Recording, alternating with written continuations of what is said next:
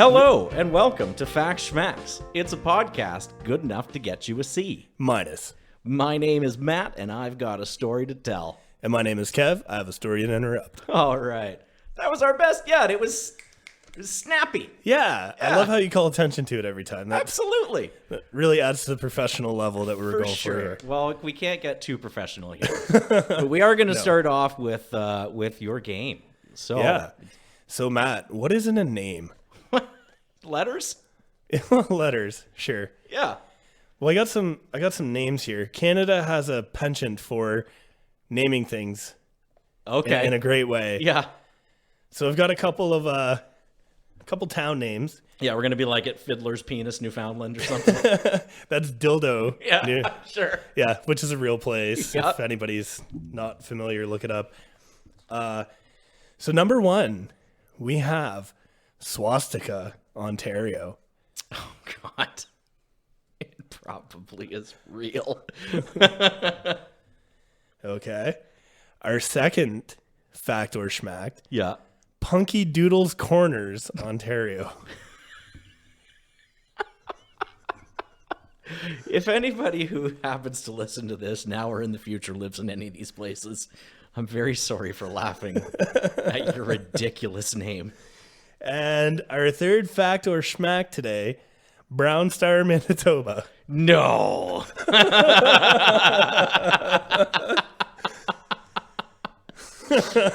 Okay. Well, what is it? Well, here's the thing with now, if you didn't make up Brown Star, Manitoba, you hit gold. You know, because back when Kevin and I were just young lads, there was a bar that we really liked to go to called the Neon Moon, but a lot of times we called it the Brown Star. So I don't know. Right. Like, We did call it that, didn't we? we did. So it could easily be something that you've made up. Maybe, maybe not. What were the first two again? So Swastika, Ontario. Yeah.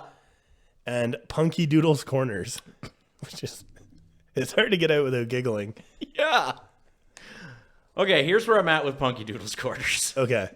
I want it to be real, so so I'm going to try to manifest that. Fair enough. Swastika, Ontario. So we're down to a 50-50. Yeah, well, as far as I know. You could always Monty Hall me and offer me a change, but Swastika, Ontario. There is a huge German population in Ontario. Whoa. The swastika is not a natively German thing. It was bastardized by the Germans. It was like a Hindu or like an old, it was like a symbol of like peace and like regeneration and stuff.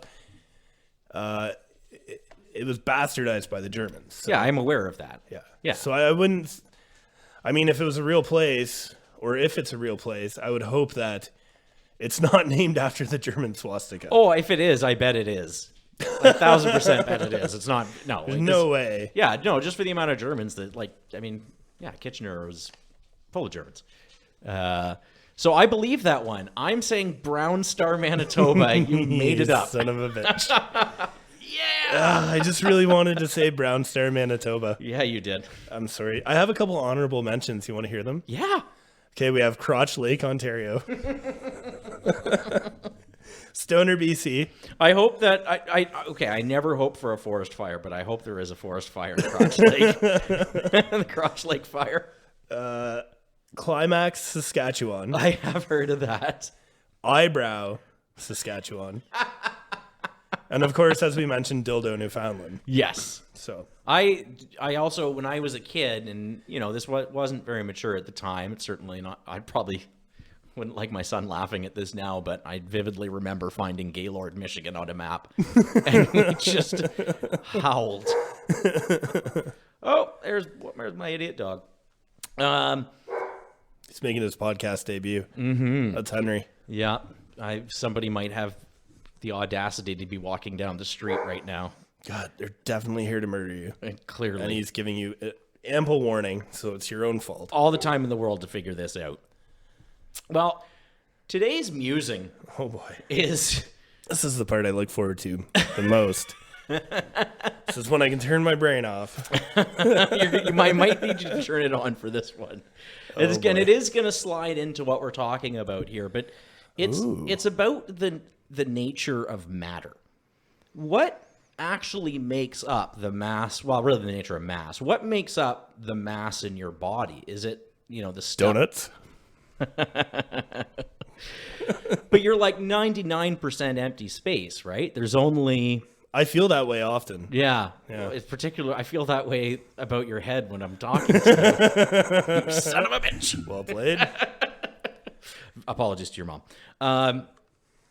But if you were to actually... She's not listening. Good. If you were to take all of that stuff, all of the nuclear material that you're made out of, and even if you break it down further, you take all the particles and the quirks and quarks, all of the finest points of stuff that you're made out of, and you weigh all of that for whatever its intrinsic mass is, it's not even close to what your mass is when you step on a scale. Have you actually tried to weigh it? Or is this just theoretical? No, people have. People now know, masses of things. So where does the majority of your mass come from? Well, the particles in your body are made up of quarks and quarks. And they are... That's a good CBC show. It is a great CBC show. They are things that do have a little bit of mass because they interact with the Higgs field, and they're also stuck in what's called the gluon field inside of a particle. But given their druthers, they would love to just be kind of rocketing around at the speed of light. Yeah, so would I. So would we all. Right. But they're being held back. They can't get there. The difference between the speed of light and the speed they actually do wobble around and kind of fly around inside of a particle at, that difference is what makes up the majority of your mass. It actually comes from the energy of these particles, which otherwise would be light speed particles, being held back. And it's kind of a cool thing. It's something that we know. It's actually something that we started to figure out around, the 1900s was when there was kind of that atomic revolution. A big part of Einstein's first paper, which was totally the theory of special relativity, I think came first, was very concerned with this idea of how much of like an atom's mass comes from just energy. It's, for example, the reason we can have atomic bombs is because if you can kind of access all the energy that's in those atoms, you can make a big explosion. Interesting. One other thing I just want to mention about your mass being made up of, the difference between the speed of light and how fast this stuff is going, all this kind of machinery inside your particles. What is that difference? How fast? How much are we missing the speed of light here? I don't know. God damn it. It's a fraction of it anyways, right? But it's one of the major reasons why we know, other than like direct measurement, but that we know that there has to be a finite speed of light. Because if the speed of light was infinite, think about that for a second. What is, let's say, 6/10 of infinity? That's mind-boggling. There's no answer to that because infinity is like undefinable. Well, there is an answer to it mathematically. It's infinity. Sure. Yeah. What's infinity minus 7? Infinity. It's still infinity. Okay. Yeah. So if the speed of light were infinite, any reduction in it by any percent would still wind you up with an infinite amount of mass, which would be infinitely difficult to accelerate in any direction. It would be a very paradoxical world we would find ourselves in. Oh, the clickety-clack of dogs fighting beside us here. Yeah, they're really intent on fighting with each other. Yeah, they're getting a little excited now. I might have to do something about this. We might have to take a short... Let's give them some beer. No. Oh, no. I thought Henry was winning. But anyways. Okay, sorry. Either way. And sorry, that's also why if you have mass, you can never travel at the speed of light, because the energy that you have, the acceleration that you have, that adds to your mass. And as you approach the speed of light, you have to pour more and more energy into your, the system that you've created where you're traveling very fast, which makes you more and more massive as you go. Oh, so if I traveled at the speed of light, I would become a very large person. Well, you'd be infinitely large, I guess, because you would have mass. That's why nothing with mass can. Because as you pour energy into, that system, you just become more massive. I mean, I guess... and then which means you're harder to accelerate. It's hard to just receive this news right in this manner and For go sure. like, yes, of course. I mean, it kind of makes sense. And then the other part of me is like, so moving on. Well, we're gonna be kind of staying there, actually. Oh, God. Because to start I didn't come here to think. To start the topic that we're talking about today, we actually have to start at the beginning of the Manhattan Project. Ooh, interesting. We're going to be talking a little bit about atomic science here. Okay. Now it's not rocket science. No, not until the 50s. Right. Yeah, okay. So we don't need to worry about rocket science. Fair enough. Manhattan Project, as everybody knows, a multinational project to try to develop a atomic bomb, specifically to try to develop an atomic bomb before the Germans do. Yes, the Germans. Mm-hmm. Everybody in this time period, is in the World War II is dealing with the fog of war. They, on the Allied side, were very, very convinced that the Germans had a robust program to develop an atomic bomb, when it turned out that wasn't the case at all. The Germans had almost no nuclear program. The small one that they did wound up being... I'm going to back up a little bit here from what I was going to say there. They made a critical error when they were, kind of in the early stages of seeing if this whole atomic bomb thing is even feasible. You need a moderator for a nuclear reactor, which is one of the ways that you can produce fissile material. Right. For some reason, the Germans just miscalculated how effective graphite would be as a moderator, and they didn't think it would be feasible. Now, one thing I've heard is that the scientist who was kind of leading the charge on this was not really much of a Nazi, and he was kind of fudging some things. I have heard that. I can't really pass judgment on that. I've also heard that that's maybe him after the fact saying, I totally didn't fuck up. I was, maybe. I was helping the Allies. That's right. Yeah. That's Let me go. Yeah, that's certainly what I would be saying anyways. Yeah. But in German. But yeah.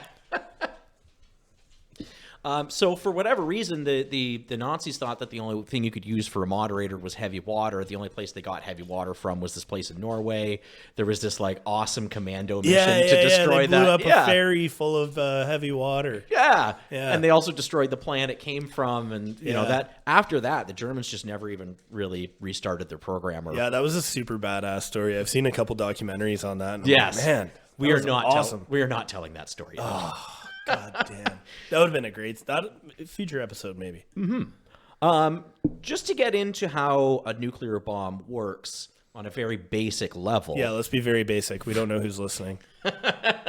Everybody understands. It's very easy to find out how they work. It's very difficult to get the materials to do it, and that's why, we're very lucky in that respect. But generally, you have, let's say, a piece of uranium-235. Right. And inside that uranium, there's little atoms jiggling around, and they've got neutrinos on them. Just having a little dance party. And every once in a while, it's like a mosh pit. It gets out of control, and somebody gets ejected from the little dance party. Yep. And that guy, maybe he runs into another dance party, and, since he's already been kicked out of his own, he's very divisive. He's going to divide that dance party up into two separate dance parties, and each of those dance parties is going to find someone that they want to eject. That's like the moderator effect.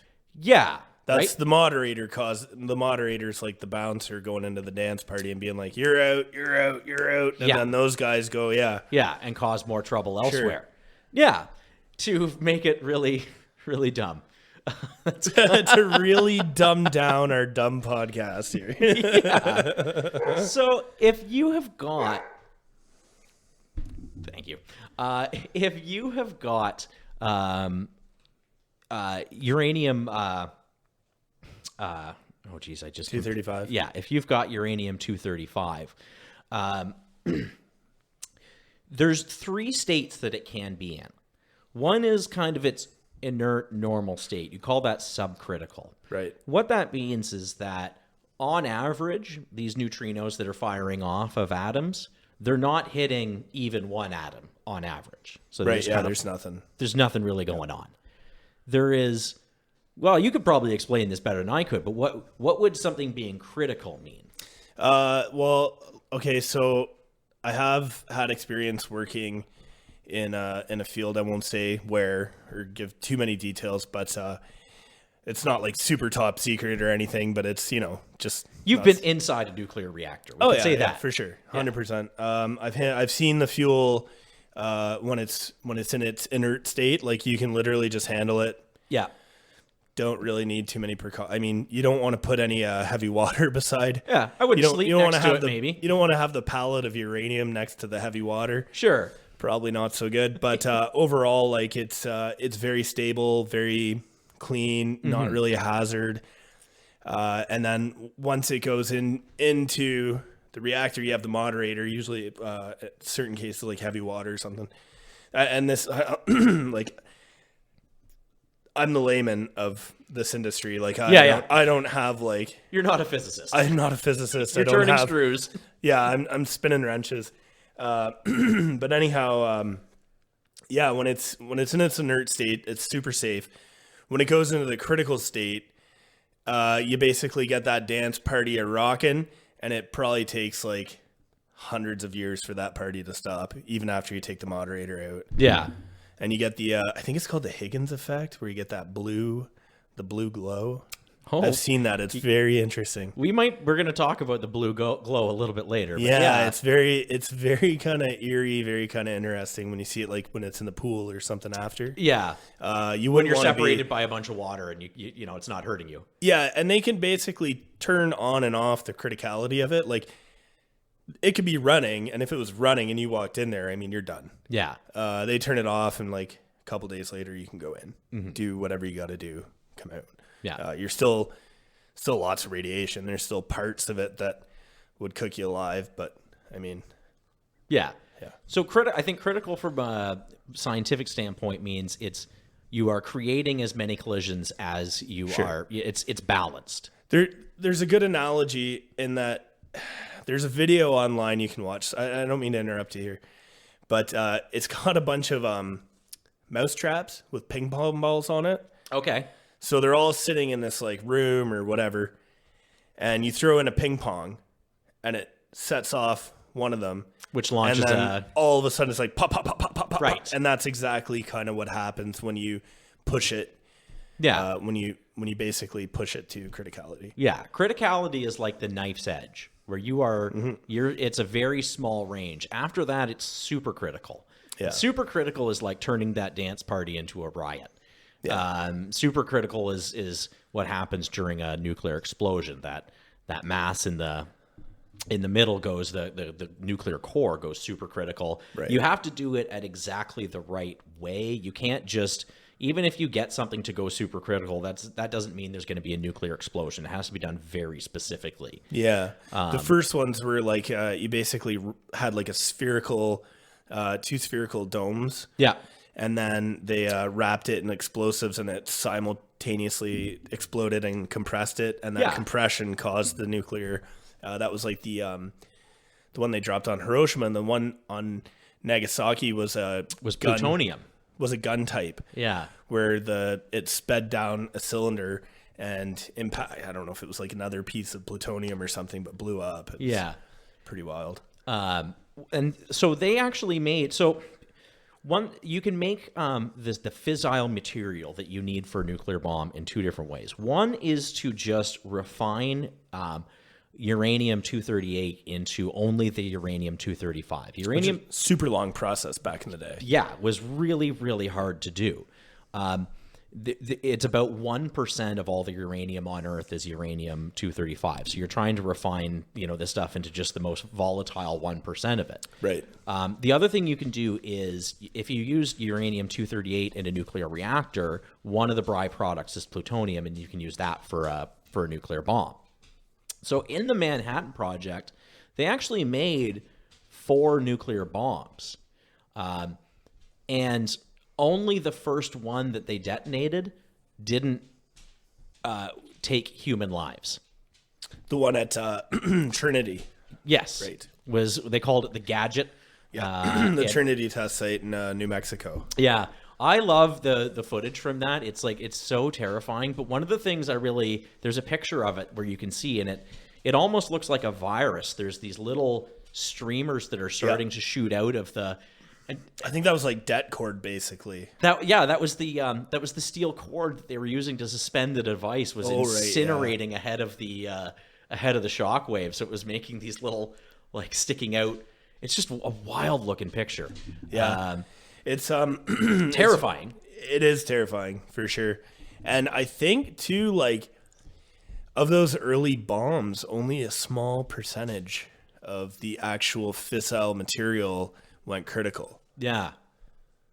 They got much better at making it, right? Did you know, it's funny, we were talking about nuclear weapons in our last podcast. Did you know that it was originally feared by some of the scientists at Los Alamos that detonating a nuclear weapon would cause a chain reaction, which would basically ignite the atmosphere? I think the fear of that is really overstated.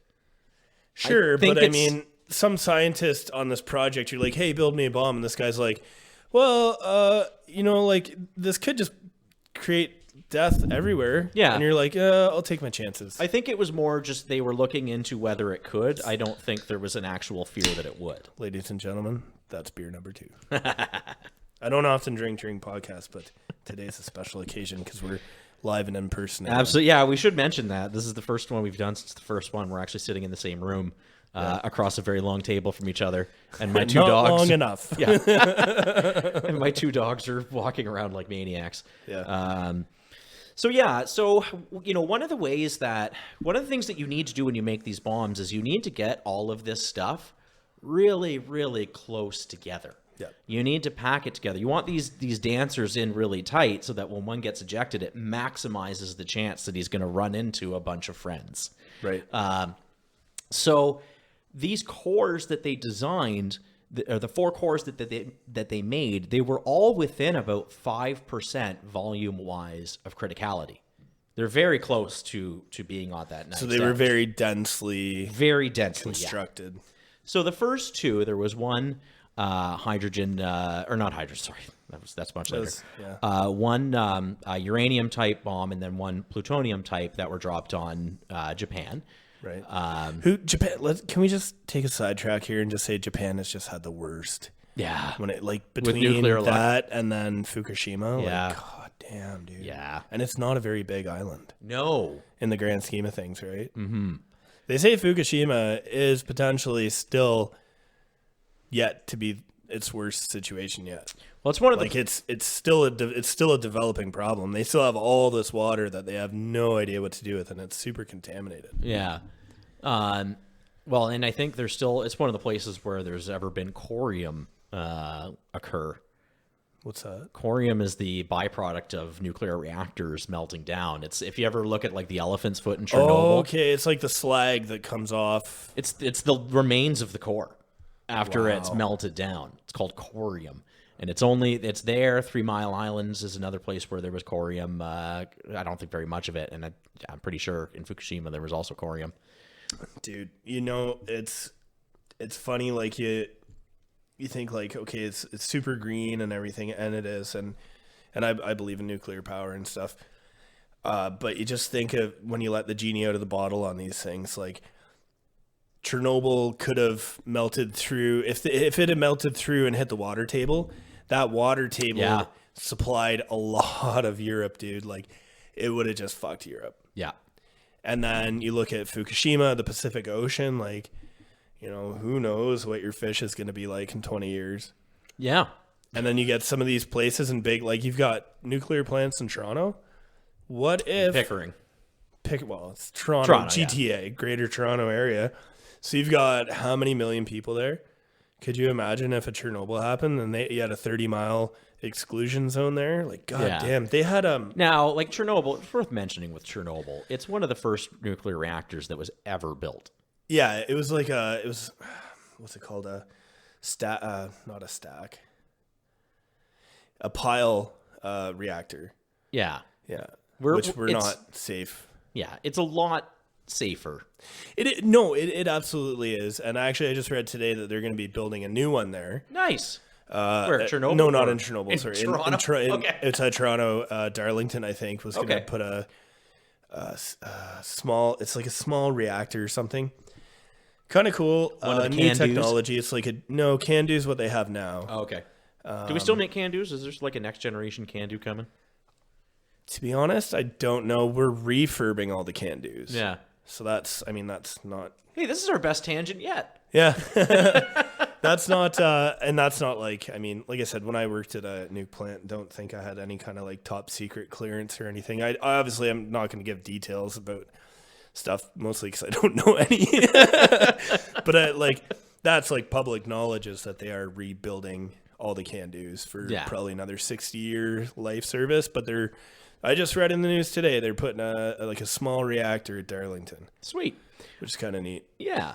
So this 4-year $1 billion in $1942 program manages to make 4 nuclear cores to put in bombs. The first one is the Gadget, as we said, right, in Trinity. The next 2 get dropped in Japan. The third one, Fat Man and Little Boy. Fat Man and Little Boy. The third one was that's like that could be our nicknames.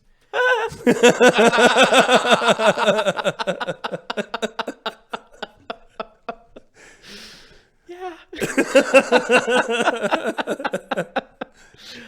The fourth one was meant to be dropped on Japan, but they surrendered. Yeah. So now I bet Truman was real pissed about that. He's like, God damn, I just got that thing loaded up. I was all ready to flex my American muscle. Man, we're gonna do the story of the Indianapolis someday. Getting the bombs. 500 men went into the water. Yeah. 50 came out. Oh, it's grisly. It's from Jaws. Yeah, it's a real thing. No, it is. Yeah. It's fascinating. Fascinating.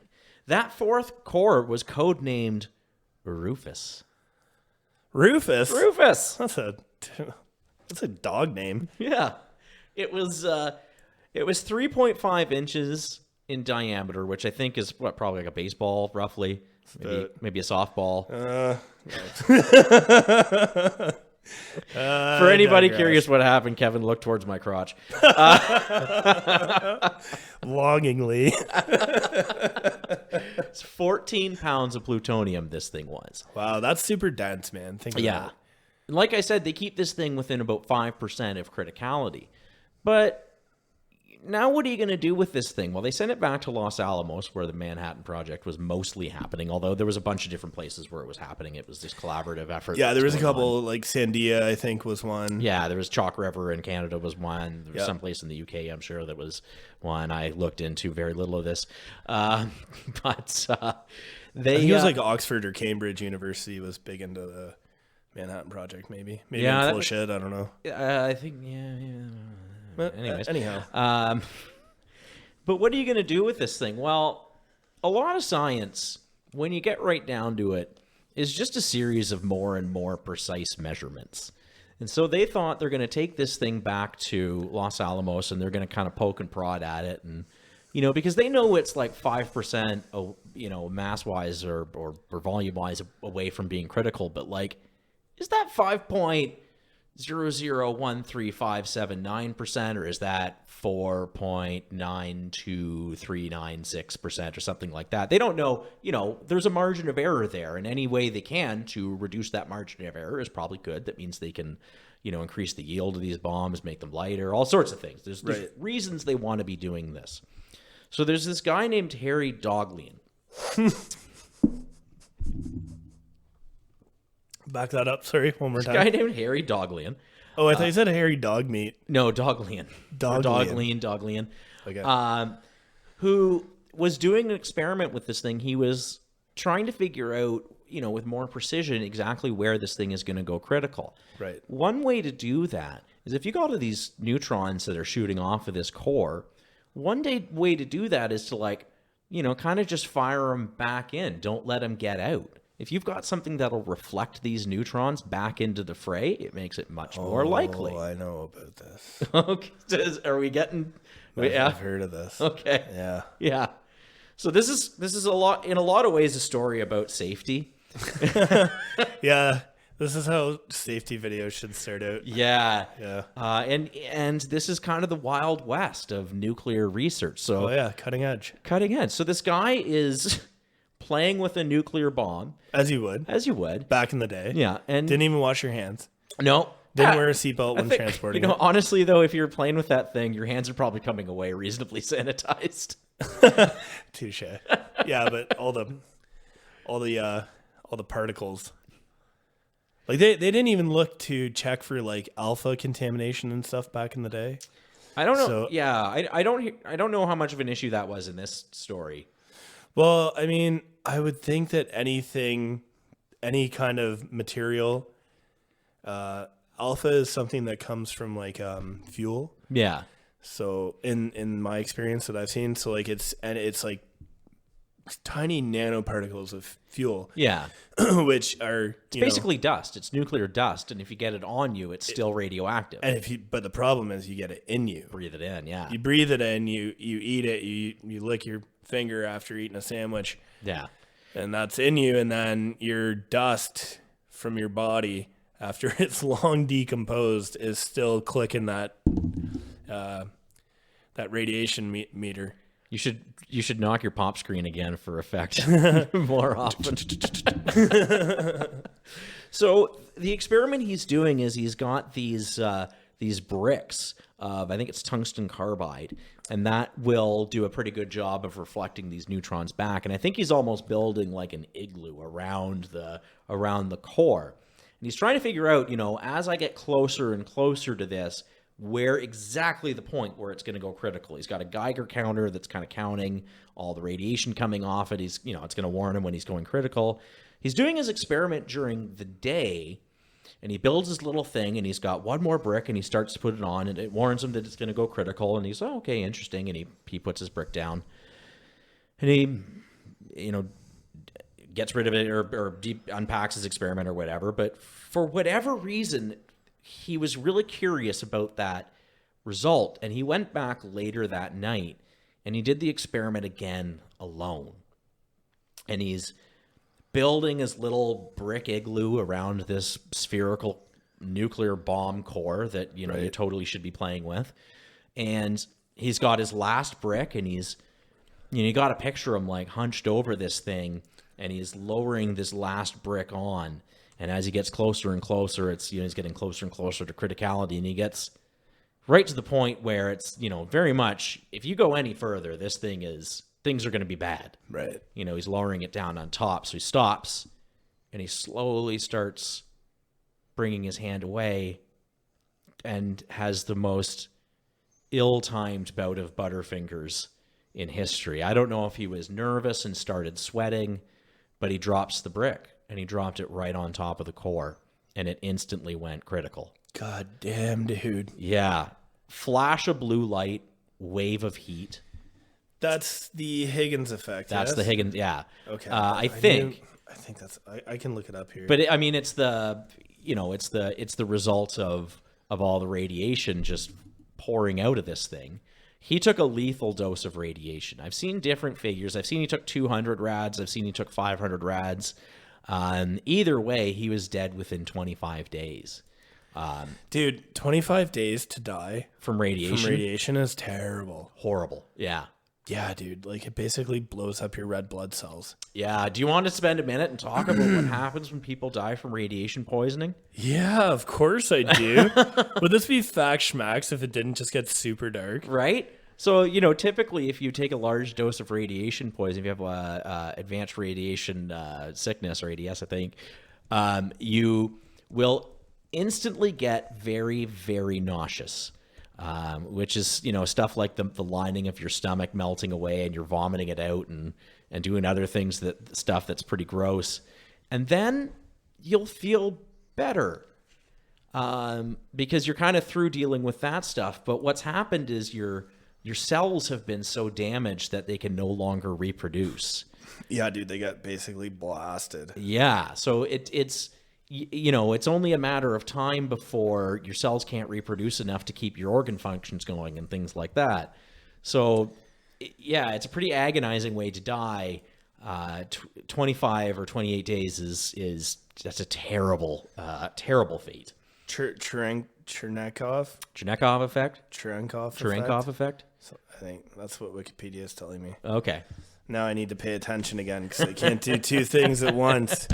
Closing the computer. He did, when he dropped the brick, he immediately swiped it away and knocked it off. Dude, it's like if it's the right amount, it's like a second. Like Oh, it can yeah. kill you. I actually probably shouldn't. There's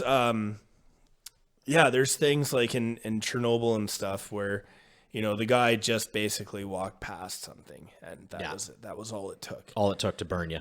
Yeah, dude. Yeah. I mean, I think it's like 100. So the international standard, I think, is a sievert. Yes. But then, And usually, like, if you're talking about industrial application, you're getting like a microsievert is not great, but yeah. So in an industrial application, you have the international standard is a sievert. yeah. I think the ones that we worked with were REM, which were like a factor of 10 or something like that, different than a sievert. I'd have to look at it. But say like a microsievert is like a millirem or something, right? Yeah. So like a normal kind of par for the course year as a radiation nuclear worker, would be like 1 rem up to 5 rems Yeah. per year. 5 rems, but only 5 over 5 years. And rem stands for rotogen equivalent man. It's the amount of radiation that can be absorbed by a human without really much consequence. Yeah. So there's a bunch of factors that go into measuring it. But anyhow, so you can take 1 to 5, 5 in a year, only 5 over 5 years in Canada. Yeah. But there was, 100 at 100 rem, you're dead, Yeah. right? I think it's 100. Pretty sure it's 100. But there's guys who could take 100 rem and be fine, but the other guy's gonna die. Sure. And if you're 5 feet further back, you might only take half because Right. there's It's 3 inverse square. There's 3 factors. It's time that you're around it, distance from it, and shielding. Yeah. So if you're behind if I'm standing behind a lead wall and you're beside me, you get zapped, I take maybe a third of what you took, Yeah. right? If you're, for example, sitting at a desk and you're behind the guy who just took, 2 to 500 rads, like the guard who was there, he lived for another like 35 years or something. He did die of leukemia, which sucks. That's a Probably as a result. maybe a But he was a guard at the facility that was, developing the first nuclear bomb. So who knows? It's probably that, but maybe it's something else. Who knows? yeah. Well, who knows? Yeah, it wasn't us. One of the guys who was who actually visited this guy in the hospital as he lay dying from his horrible radiation sickness was a man named Louis Slotin. Now, Louis Slotin was a Canadian physicist. He was he kind of took over this experiment after Harry Daghlian died. Now, they're not dumb. They're going to put some safety precautions in. Maybe this whole brick thing wasn't great, so they developed these beryllium spheres. Beryllium is another thing that will reflect neutrons. It's not going to stop any radiation, or at least it doesn't stop enough of it. But it is going to reflect these neutrons back into the fray. So, it's constructed in such a way that if you were to completely envelop this core inside these things, you sealed it inside, it's going to go supercritical. But if there's any gap there, you're probably okay. Right. And so again, the experiment is lowering this core on, really probing the exact, kind of spot where this thing goes critical or supercritical. But a lot of people thought this experiment was very, very dangerous. And particularly the way this Louis Slotin guy started doing it. It developed a nickname that was tickling the dragon's tail. Richard Feynman gave it that nickname Richard Feynman. Richard Feynman, who is a very, very famous particle physicist, quantum mechanics guy. I've heard the name before. He's most famous for something called, well, I'm going to take actually a really slight detour there. He's actually most famous because in the Challenger disaster, he was the guy they put in charge of trying to figure out what happened. And he's the guy who, he figured out that it was these O-rings that had frozen, lost their elasticity, and I think if there was a fuel leak or something as a result. Supposedly he was kind of, I think the story goes that it was kind of internally known what had happened and someone kind of very subtly tipped him off. There was a documentary. I think it was on Cosmos. Years ago. I think that was part of Cosmos, the Neil deGrasse Tyson Cosmos. Okay. Yeah. There was also a documentary I saw, I want to say on Netflix, or it might have been CNN or something. Yeah. But they develop a strategy because they don't, you don't ever want these two halves. That's going to be a disaster if these two halves ever clash. So they do something really high tech and smart, and they get two little wooden wedges, and you're supposed to make sure that these two little wooden wedges are in there at all times, so that this thing can never clasp shut. Foolproof plan, except if the guy who's doing the experiment just doesn't use them at all. Oh, you never want to take the shortcuts. And right? This, ladies and gentlemen, we're going to get to here is why you don't take shortcuts on safety. So this Lewis Lawton guy, he got very lax about safety with a nuclear bomb. This is not something you really want. He started doing this experiment by using one of his hands to just hold the sphere that he's lowering down, and then he had a slot head screwdriver in the other hand that he was using to control how much gap there was between these two halves of beryllium. And again, remember, if these two halves ever fully touch, game over. Mm-hmm. He's putting his whole life on the line with a slot head screwdriver. You know what else is game over? Oh, no. Beer number 3. Oh, dear. This is not good. This doesn't bode well. So he's has done this experiment dozens and dozens of times. When things finally come to a head, he's actually a screwdriver head. Yeah, as Philip said. Hey, it's a slot head. Oh, sorry. Yeah, sorry. Yeah. Okay, carry on. Yeah. When things come to a head, he's actually doing a demonstration. I think, ironically, for the person who was supposed to replace him doing this experiment of how he did it, there was 8 people, including him, in the room watching him do this, and he's messing around with this thing, and the screwdriver slips, and the two halves touch. Again, we've got a flash of blue light that goes across the room. He bats the thing away from the top half away from the bottom half. It falls on the floor. Apparently, I think what he said was, well, that's done it. The people who were in the room immediately ran out, like just panicked. And he screams at them to get their asses back in there. And they do. And he throws them all a piece of chalk and tells them to mark exactly where they had been standing when it happened. And he was able to use that information to figure out how many rads they had received, how much of who got what dose. Exactly. How much each person's life was shortened, essentially, from standing in that room. Yeah. He, of course, got the worst of it. He probably shielded the other people from getting a worse dose. The old meat shield. He took 1,000 rads. Wow. It's still to this day, I'm not sure, but it might be the highest amount of rads any human has ever taken. Yeah, wow. He was dead in 9 hours. Or 9 days. I mean, I don't know what some of the Chernobyl guys took. Like, it was... And I think that's hard to calculate. Relates. Well, I've read a couple books on Chernobyl, but they gave the unit of measure in rem in that book and sieverts. Yeah. Which does not actually, like, a rad... It's different units. I know. That's the units that I got from my sources, which may or may not be Wikipedia. It's 1,000% Wikipedia. Yeah. So that's the gold standard of this podcast. Yeah. Dude, it's so crazy, the things like just crazy when it comes to nuclear, like what you're yeah, what are you dealing with there? Yeah.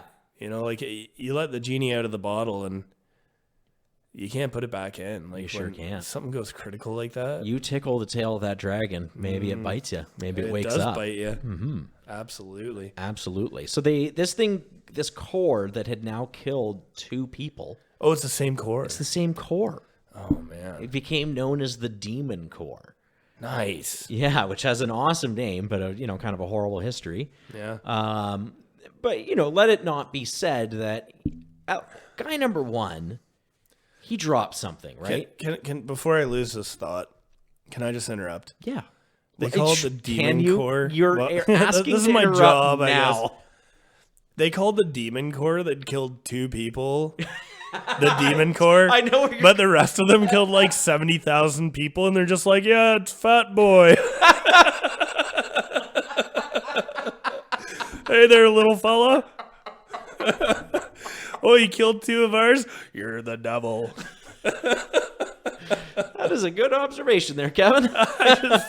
That's American. Uh, That's American might. That's yeah. finest. Oh, this here's a demon. So of the other people who were in the room, some of them definitely died of things like leukemia that could probably be associated to Might have a correlation. might have had something like to do with this. WSIB says nah. It was pre-existing. But some people live like 55 years after this happened. So Yeah, for sure, because it's depending hit on and your miss. biology, where it hit. Where it hit. You got to picture like the radiation. Like I almost, and I don't know if this is accurate or not, but I basically picture it like a tiny ass little neutron or proton or fucking whatever it is. It's a tiny bullet, and it's gonna fire through you. Mm-hmm. It might hit something, it might not. It might hit your cell. It might do nothing. It might kill it. It might mutate it. Yep. Who fucking knows? Who knows? Who knows? And that's the thing, buddy. We don't. We don't know much. So this thing was supposed to be detonated. It actually, they were going to use it in a test, but I don't necessarily know why they decided not to. After it had killed a second person, rather than detonate it, they melted it back down and kind of redistributed it within the nuclear stockpile. So I guess there's little bits of it everywhere. I don't know why they didn't just blow it up and be done with it. I don't know. But that's what they did. That's weird. Mm-hmm. So that's your story. That's the end of the story. We were doing the famed Demon Core. The famed Demon Core. Demon Core, which sounds like a brand of metal that would be awesome. You know what, dude? I bet there probably is Demon Core metal. There should be. Yeah. Yeah. And if there isn't, we're going to make it. Absolutely. Us 2 famed metalheads.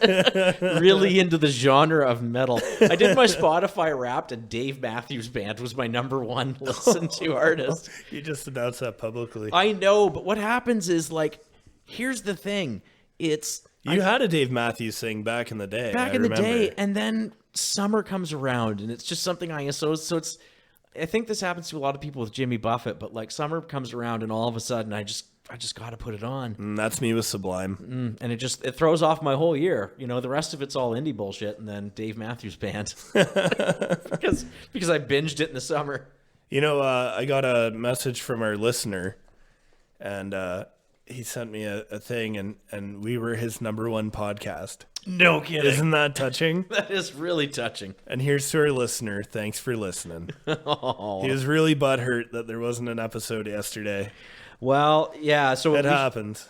It does happen. It's better to do it in person. Absolutely, due to circumstances. Not in a good place for podcast yesterday. Yeah, and I mean, if we're going to be hanging out today, why not do it in person? Right. It's just that much more magical. I think the magic is alive and well in our relationship. Yeah. It's just in the air. You could almost reach out and touch it. Good ships and bad ships, but the best ships are relationships. Like the one we have. All right, let's get this over with and go snuggle. Let's shoot Old Yeller. So Kev's closing fact of the day. Uh-huh. I got this thing about words and names. I like to get the etymology of things. Sure. So we're gonna talk. We're sitting in your house. I got a house. Mm-hmm. I assume you didn't buy your house outright. Nope. You got yourself a little mortgage, don't you?